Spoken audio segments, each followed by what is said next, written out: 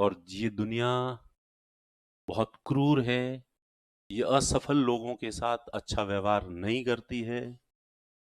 इस भीड़ भरी दुनिया में अपने लिए उचित जगह बनाना बहुत मुश्किल है और उसके लिए बहुत अनुशासित होना पड़ता है, सेल्फ डिसिप्लिन्ड होना पड़ता है, और वो कोई भी बाहर से आके उपदेश देके आपको अनुशासित नहीं कर सकता।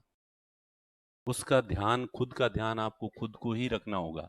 अब आप इतने बड़े हो गए हैं, इतने समझदार हो गए हैं कि आप अपना भला और बुरा खुद सोच सकते हैं, और अपना भला और बुरा हर पल, हर सेकंड, हर रोज आपके जहन में होना चाहिए। बाहर से आके कोई मोटिवेट करे, बाहर से आके कोई उपदेश दे, वो उम्र अब आपकी नहीं है। ये मोटिवेशन आपको 10, 11, 12 साल, 13 साल, 14 साल तक की उम्र तक काम कर सकते थे, लेकिन अब आप खुद समझदार हो चुके हैं, बहुत मैच्योर हो आप। अब आपको अपने भले बुरे के बारे में सब पता है। आप हर पल जो काम कर रहे हो, वो काम आपके लिए फायदेमंद है या नहीं है, ये आपको बहुत अच्छे से पता है। आप सोशल मीडिया पे टाइम बिता रहे हो, ये वेस्टेज ऑफ टाइम है, ये अब किसी को कहने की जरूरत नहीं है। मेरे ख्याल से ये सबको पता है। आप 15 मिनट का गैप होता है, चाय की थड़ी पे वापस आके क्लास में, हम टीचर्स को भी बहाना चाहिए। जैसे मैं 11 बज के 14 मिनट पे मैं यहाँ आ गया था, लेकिन यहाँ आया तो स्टाफ ने सबने कहा कि नहीं, बच्चे अभी बैठे नहीं है सर, बैठने दो। तो फिर मैं 11 बज के 20-22 मिनट पे आपकी क्लास में आया हूँ। जबकि आप, अब ये 20 मिनट आपने जो खराब किए हैं, ये आपका कीमती समय है। बाद में खराब ही करना है टाइम, और जिन चीजों में आपको बहुत अच्छा लग रहा है, ये 50 साल के बाद का आपका जो टाइम होगा, वो खूब टाइम होगा आपके पास में, और जो मर्जी हो वो सब कर लेना। आपको किसी चीज का अफसोस नहीं रहेगा कि अभी जो जो चीजें कर रहे हो, चाय की थड़ी पे बैठ के जो गप्पे मार रहे हो, राजनीति के विषयों पर जो चर्चा कर रहे हो, मूवीज पे, फिल्मों पे जो चर्चा कर रहे हो, ओलंपिक्स पे जो चर्चा कर रहे हो, क्रिकेट पे जो चर्चा कर रहे हो, इसका अफसोस नहीं होगा। बाद में आपके पास समय ही समय होगा, कोई आपको बतलाने वाला भी नहीं होगा, कोई आपको पूछने वाला भी नहीं होगा, और ठाले और निकम्मे पड़े रहोगे, बैठे रहोगे, और आपके पास समय ही समय होगा बुढ़ापे में। उस समय ये सारी चीजें पूरी कर सकते हो। तो इसलिए प्लीज अपने भविष्य को लेके सीरियस हो जाएं। और आप में से नहीं है 90% लोग, और आप खुद नहीं हो, मैं तो कहूं कोई भी नहीं है उतना सीरियस नहीं है जितना कि होना चाहिए। मैं सीरियस उसे मानूं जो वाकई 2 दिन अगर किसी की पढ़ाई नहीं चले और तीसरे दिन उसकी हालत ऐसी हो जाए कि उसे लगे कि मैं बीमार हो गया हूं। एक हमारा दोस्त है जो अभी आईएएस है, पहले आरएस, ठीक है, आरएस में 5वीं रैंक आई थी ऑल राजस्थान में, और आईएएस में 35वीं रैंक आई थी। आरएस में 5वीं रैंक आ गई थी, और आरएस की ट्रेनिंग शुरू हो गई ओटीएस के अंदर। और कोई भी ट्रेनिंग शुरू होती है तो ट्रेनिंग शुरू शुरू में बहुत स्ट्रिक्टनेस रखी जाती है ट्रेनिंग में। सुबह 5 बजे उठा के 6 बजे फिजिकल ट्रेनिंग पीटी करवाते हैं, और पूरे दिन का शेड्यूल बहुत बिजी रखते हैं। अब उस व्यक्ति का आखिरी अटेम्प्ट था आईएएस का, और आईएएस का प्री महीने भर, 2 महीने बाद ही होने वाला था। और उसे लगा कि अगर इस तरह से ट्रेनिंग चलेगी और इस तरह से मुझे बिजी रखा जाएगा, मेरा शेड्यूल इतना बिजी होगा, तो फिर तो मेरा आखिरी अटेम्प्ट बिगड़ जाएगा। 5, 7, 10 दिन की ट्रेनिंग के बाद अगला ऑलरेडी आरएस बन चुका है, लेकिन वो अपनी इस सफलता से अभी भी संतुष्ट नहीं है, और उसको फाइनल, उसका लक्ष्य जो है वो आईएएस बनना है, और उसके प्रति डेडिकेशन इतना ज्यादा है। अब कोई भी व्यक्ति का आरएस में सिलेक्शन होता है तो वो कितना खुश होता है। कुछ दिन तो सिर्फ ओटीएस की आबो हवा, वहां का नया वातावरण, सभी सफल लोग, और आरएस की ट्रेनिंग का जो एंजॉय होता है, इसमें व्यक्ति 7 दिन 10 दिन तो कम से कम उस नए एंजॉय में डूब ही जाता है। और वो कोई बहुत अमीर या बहुत बड़े परिवार से नहीं था, पिताजी साधारण किसान थे, घर की आर्थिक स्थिति बहुत खराब थी और जैसे तैसे करके आरएस में सिलेक्शन हुआ था, मेहनत करके। ठीक है, उसके बाद तो आरएस की खुशी होनी चाहिए, लेकिन नहीं, उस व्यक्ति को उस चीज की कोई खुशी नहीं थी। और 5वें दिन तो हालत इतनी खराब हो गई, बीपी इतना ज्यादा बढ़ गया कि एकदम से वही वापस बेचैनी, घबराहट और एकदम से जो है बेहोश होने की स्थिति आ गई और लोग लेके गए हॉस्पिटल, हॉस्पिटलाइज करना पड़ा। डॉक्टर ने पूछा क्या, किस चीज की टेंशन है? बाकी सब तो बॉडी के जितने जांच किए एकदम बॉडी फिट थी, और वो हम सब में सबसे ज्यादा फिजिकल एक्सरसाइज वगैरह, हमेशा योगा करना, फिजिकल एक्सरसाइज करना, सब कुछ एकदम फिट व्यक्ति। तो डॉक्टर हुआ कि मेरा ये प्री है 1.5 महीने बाद ही, और ट्रेनिंग का शेड्यूल इतना बिजी रख रहा है कि मेरी वो पढ़ाई नहीं हो पा रही है, और इसलिए मुझे बहुत ज्यादा दुख हो रहा है, मुझे बहुत ज्यादा गुस्सा आ रहा है अपने आप पे कि मैं मेरा शेड्यूल कैसे जो है वो तय करूं। तो इसे कहते हैं, तो डॉक्टर ने कहा अरे ऑलरेडी तुम आरएस तो बन चुके हो और इस चीज की तो कोई लिमिट नहीं है। तो कि नहीं, मुझे आरएस नहीं बनना था, ये एग्जाम तो मैंने साथ साथ में यूं ही दिया था, बनना तो मुझे आईएएस ही है। तो फिर और भी कई बातें हैं जो इतनी ऑफिशियल बातें नहीं है, और किसी की पर्सनल लाइफ के बारे में ज्यादा आजकल ये ऑनलाइन होता है, इसमें अपन ऐसे नहीं कह सकते, क्योंकि हर एक की राइट टू प्राइवेसी है, और अपन उसके बारे में ऐसा क्यों कहें, ये भी घटना मैं तो नहीं सुनाना चाहता। पर फिर भी ये होता है डेडिकेशन। क्या आप में उतना डेडिकेशन हो सकता है तो नहीं मुझे पता है, हो सकता है, आप इमेजिन कर सकते हो कि आप इतने सीरियस हो जाओ अपने लक्ष्य के प्रति कि आपकी पढ़ाई 5 दिन सही नहीं चले तो आपका ब्लड प्रेशर बढ़ जाए और आप बिल्कुल जो है वो बीमार हो जाओ, बेहोश होने की स्थिति आ जाए। या तो कौन के सर 4-5 दिन क्या, 4-5 महीने भी नहीं चले तो ही कोई पूछे क्या हाल है, बहुत बढ़िया। इसलिए प्लीज जिंदगी के प्रति सीरियस बनो। सॉरी, धागा है मिस्री के साथ जो आता है। तो बस मैं यही कहना चाहता हूं कि जिंदगी में सीरियस बनो। जिंदगी एक बार मिली है, हमें पिछले और अगले जन्म के बारे में नहीं पता, हमें स्वर्ग और नरक के बारे में नहीं पता, हमें जो कुछ भी पता है वो सिर्फ और सिर्फ इस जीवन के बारे में पता है। और ये जीवन हमें बहुत अच्छे से पूरी दुनिया दिख रही है, यहाँ हमें बड़े बड़े नेता भी दिख रहे हैं जिनके पास बहुत अथॉरिटी है, पावर है और सारी सुविधाएं हैं। बड़े बड़े अधिकारी भी दिख रहे हैं, बड़े बड़े बिजनेसमैन भी दिख रहे हैं, और जिनके जीवन में खूब सारे संसाधन है। सकल पदार्थ है जग माही, कर्महीन नर पावत नाही, तुलसीदास जी ने रामचरितमानस में ये कहा है कि दुनिया के अंदर सकल पदार्थ है, सब तरह की भांति भांति की हर चीज है दुनिया के अंदर, लेकिन जो कर्महीन आदमी होता है, जो मेहनत नहीं करता है, उसको नहीं मिलता, और जो मेहनत करते हैं उनको वो सब चीजें मिल जाती है। तो इसलिए अब आपको ये जो जीवन है वो कैसा जीना है, ये आप ही तय करोगे। कोई भाग्य नहीं होता, कोई किस्मत नहीं होती। ठीक है, होता होगा भाग्य का रोल, लेकिन मेहनत का रोल पहले है। निकम्मे आदमी को जो है वो भाग्य कुछ नहीं दे सकता। इसलिए भाग्य तो किसी का, भगवान कहीं जन्म दे देगा बहुत बड़े परिवार में, लेकिन वो अपने कर्मों से उसको भी बिगाड़ देगा। और आज आपके आसपास जितने भी लोग हैं, ज्यादातर लोग नए नए बिलेनियर्स जितने भी देखोगे, वो जो है वो साधारण परिवारों से उठे हुए व्यक्ति हैं, और उन्होंने इतनी उपलब्धियां हासिल की है। तो इस एक जीवन में आप उपलब्धियां हासिल कर सकते हैं, और आप करेंगे या नहीं करेंगे ये आप ही तय करेंगे। आपकी ईमानदारी, आपका समर्पण जो है वो अपने लक्ष्य के प्रति होना चाहिए। और सच्चाई ये है, इतनी सारी बात मैं सिर्फ इसलिए कर रहा हूं कि आप में से ज्यादातर लोगों में वो ईमानदारी नहीं है।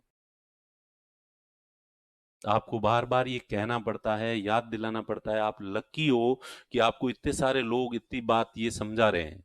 हमें कोई नहीं था समझाने के लिए, हमें किसी ने नहीं समझाया था कि दुनिया में ये हासिल करना है, वो हासिल करना है।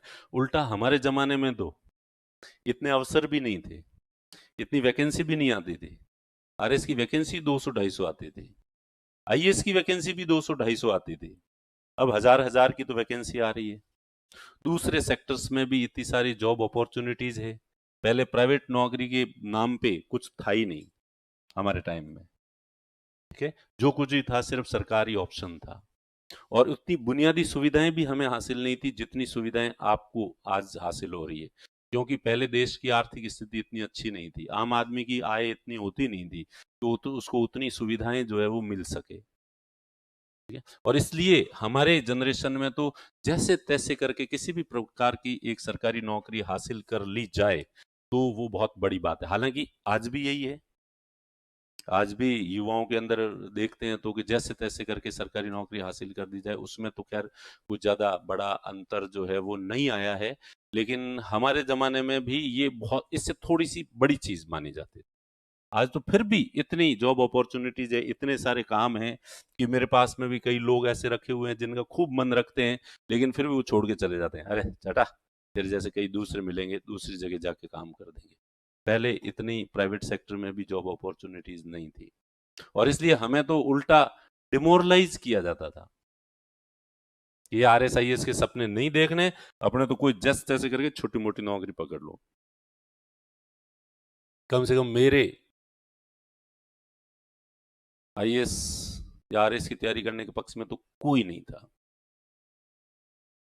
एक दो परिवार के सदस्य थे, उनके अलावा ठीक है कोई नहीं था। इवन पिताजी भी कहते थे कि तू तो मास्टर बन जा, पटवारी बन जा, ग्राम सेवक बन जा, हम समझ लेंगे, हमारे लिए तू कलेक्टर है।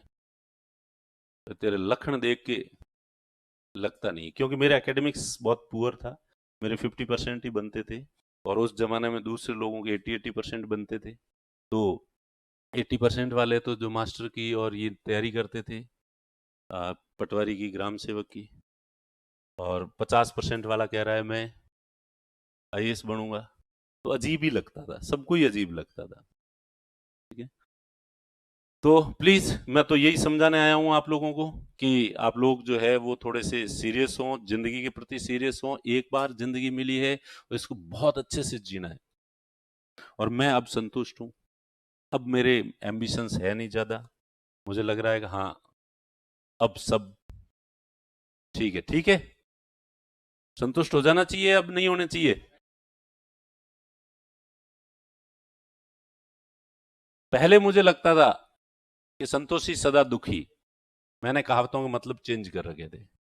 संतोषी, संतोषी सदा सुखी होता है या संतोषी सदा दुखी होता है? आपके हिसाब से क्या? संतोषी सदा दुखी होता है। ठीक है, क्योंकि मुझे पता है कि हमसे जो सीनियर्स थे, हमसे बहुत इंटेलिजेंट थे, उन्होंने आरएस के एग्जाम दिए, और उनका आरएस में कोऑपरेटिव इंस्पेक्टर, सेल टैक्स में इंस्पेक्टर, ऐसी नौकरी लग गई।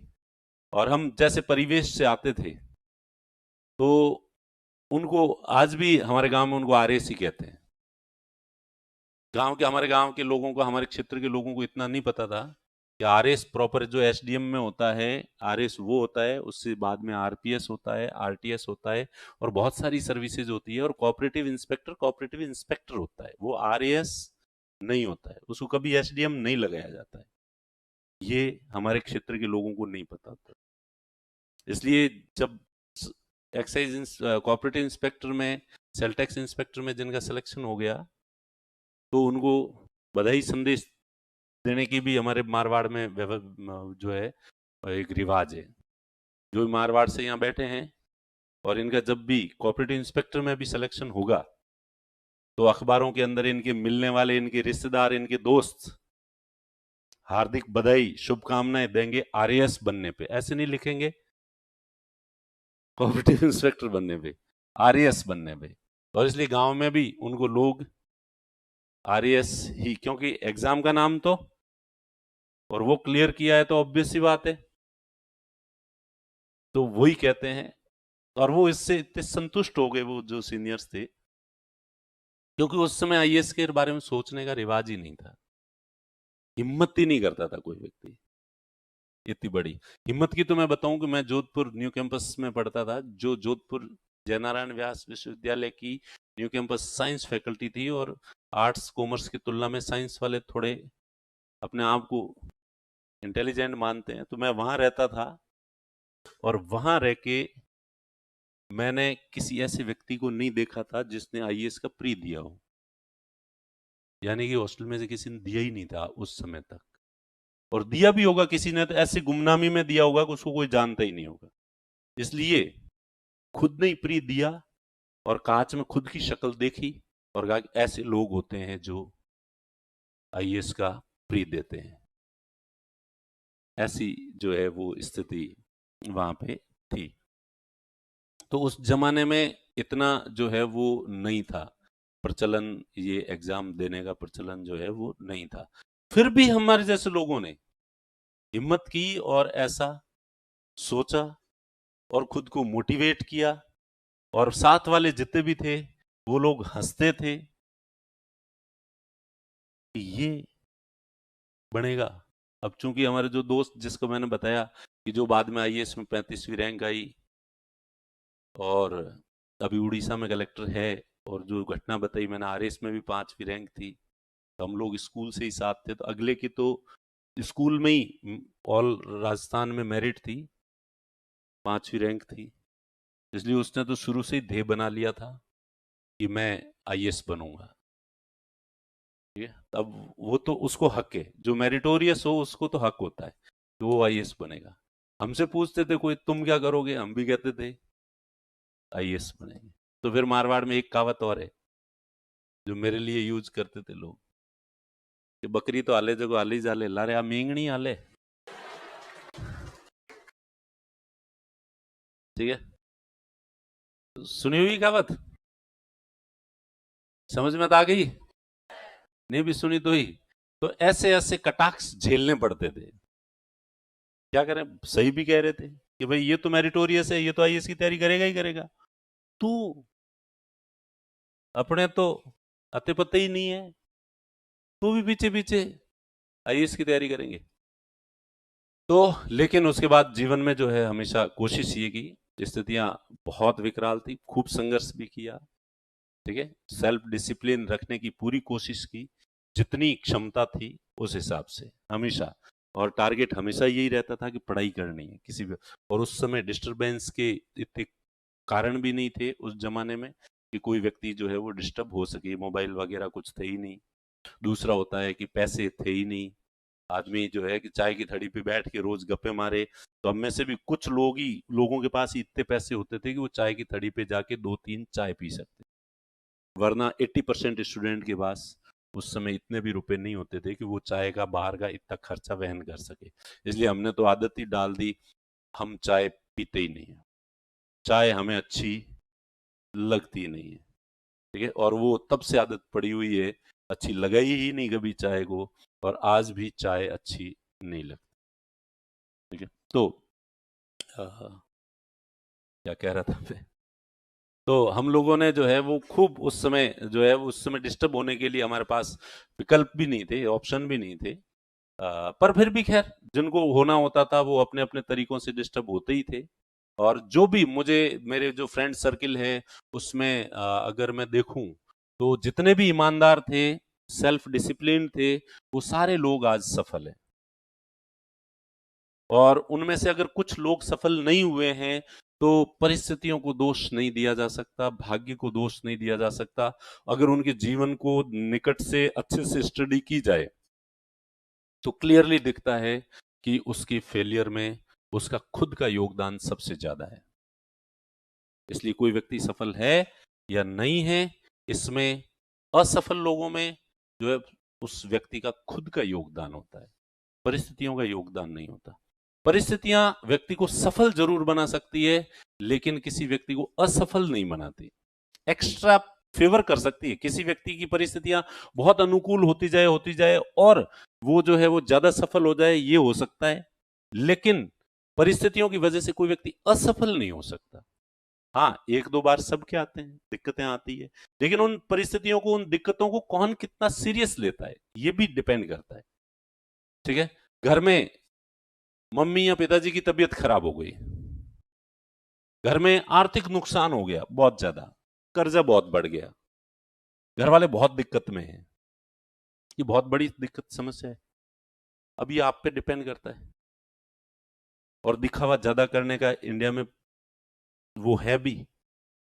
और अरे मेरे घर पे तो ये दिक्कत है, मेरे घर पे तो ये दिक्कत है, आए गए 10 लोगों को भी कहेंगे मेरी पढ़ाई नहीं हो रही है, मेरा दिमाग खराब हो रहा है, तो वो ये भी बातें, डायलॉग भी मारेगा, दिमाग खराब भी करेगा और पढ़ाई भी नहीं करेगा। उसे लगता है कि वो परिवार के प्रति बहुत संवेदनशील है, और चार देखने वाले लोगों को भी ये लग रहा है कि अरे वाह यार, घर की कितनी चिंता करता है।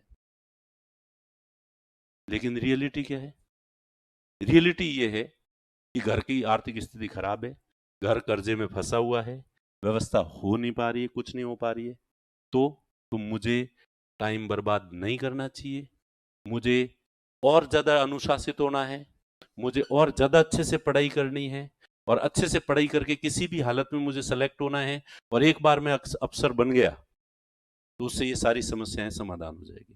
तो हाय रे, ये रोना रोने से घर की समस्या का समाधान होना नहीं है, उल्टा वो समस्या और ज्यादा विकराल होने वाली है। और सेलेक्ट होने के लिए ज्यादा पढ़ाई करके आप उस समस्या का समाधान कर सकते हैं। जैसे होता है ना, कई माता पिता का जो है वो संतानें होती है, जब तक वो जिंदे अच्छे खासे बैठे रहते हुए तब तक तो उनकी सेवा करते नहीं है, उनको टाइम पे रोटी भी देते नहीं है, उनके कभी हालचाल भी पूछते नहीं है।